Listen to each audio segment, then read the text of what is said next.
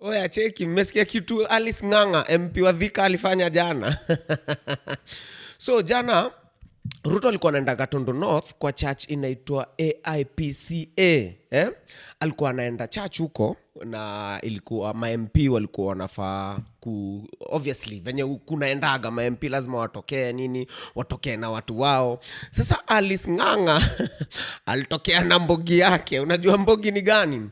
Alichukua wamama, sawa, alichukua wamama alafu akawapatia zile vitambaa za Women's Guild wa AIPCA, sawa.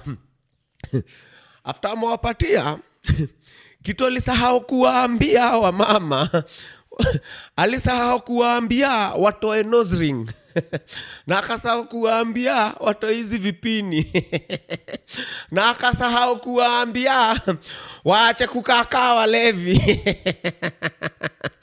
Sasa Alice Ng'ang'a akiongea wameshangilia lakini kila mtu anaona hawa si mama wa AIPCA. Hata mmoja anakana hii si kulala, hii ni kuzima. Alafu saa zile wa matangi anaamka kuongea, Alice Ng'ang'a anaonekana akiambia wamama ongezeni sauti, ongezeni sauti. Ukitaka kuchekia story vifiti du aje. Unaona pako search?